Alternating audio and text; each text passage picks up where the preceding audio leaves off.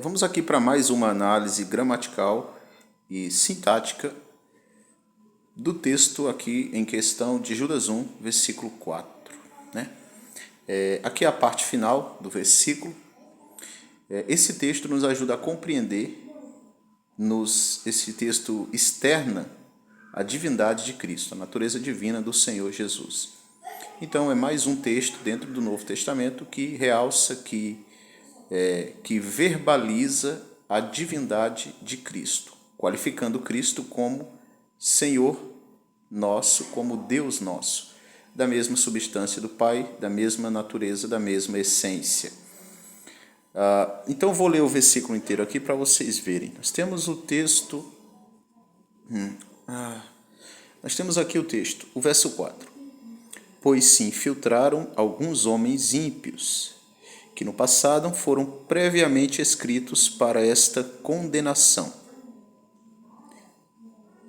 pervertendo a graça do nosso Deus em libertinagem. Eles perverteram a graça do nosso Deus em libertinagem. E aí chegamos aqui à parte que nos interessa, né? A partir daqui. Pervertendo a graça do nosso Deus em libertinagem. Aí temos Kai, né? Kai arnu menoi ton monon despoten kai kyrion chimon yesum Christon. E negando o único soberano e Senhor nosso Jesus Cristo. Então, de forma objetiva, do que o contexto trata? Judas está aqui descrevendo que alguns homens ímpios, alguns homens mal intencionados, algumas pessoas daquele contexto no primeiro século, eles estavam transformando a graça soberana de Deus em libertinagem. Havia algumas ervas daninhas no meio dos cristãos que estavam distorcendo, manipulando e negando a verdade, transformando a graça de Deus em libertinagem. Digamos que uma moralidade, de uma falsa moralidade, né? De uma moralidade relativista. E aí Judas vai escrevendo contra este público, ele vai dizer, ora, eles estão pervertendo a graça de Deus, transtornando, subvertendo os seus valores, os seus princípios, e também estão negando o único soberano e Senhor nosso, Jesus Cristo. Kai arnu menoiton mono despoten kakrion remon Jesu Christon. Aqui nós temos uma conjunção, porque ela vai ligar, então, a primeira oração, que estão pervertendo a graça de Deus, né, do nosso Deus, em libertinagem. Então, aqui é a conjunção de ligação, a conjunção de soma, né, a aditiva. Seguida de um verbo, arnumenoi, está no particípio presente médio. Esse verbo está no particípio. Estão negando, está no plural. Estão negando o quê? O único. Aqui é o artigo definido, no caso acusativo. A oração está no caso acusativo. Aí nós temos mono, que é o adjetivo, que também está no caso acusativo, porque ela vai agora apontar, acusar para o elemento, que é o substantivo que vem na sequência. Soberano, que é o substantivo que também está no caso acusativo, qualitativo, porque qualifica a função do adjetivo. Aí temos de novo outra conjunção, kai, seguida agora do substantivo nominativo, kyrio, também que está no caso acusativo.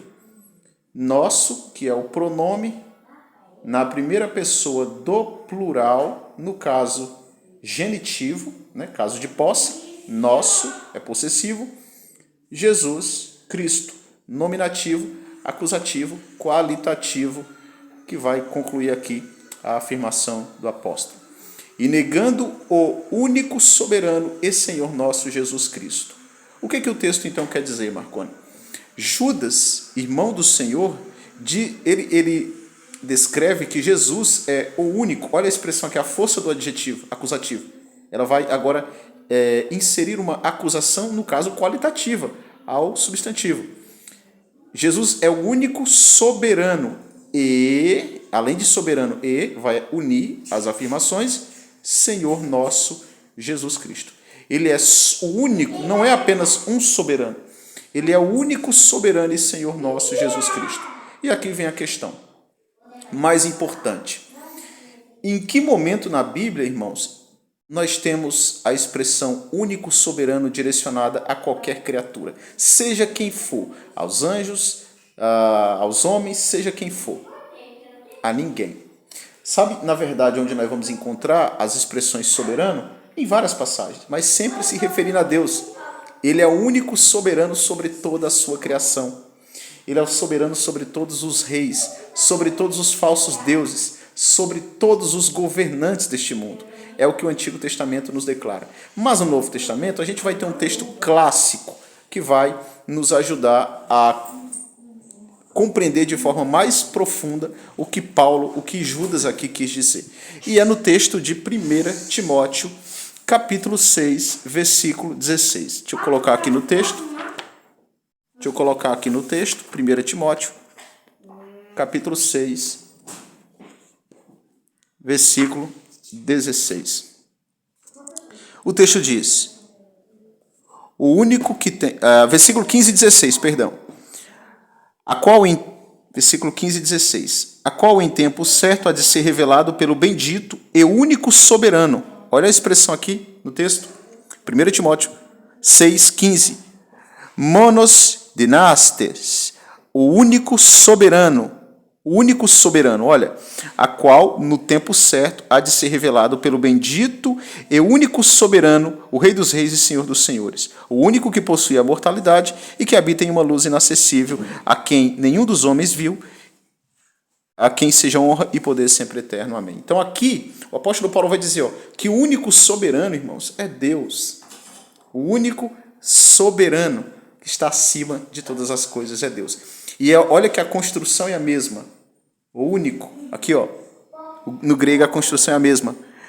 Monos dinastes, o único soberano, o único que está acima de todas as coisas. E Judas também descreve Jesus como monon despoten, o único soberano. Logo, Jesus é consubstancial ao Pai, porque ele é também soberano, o que só Deus é, de acordo com as Escrituras.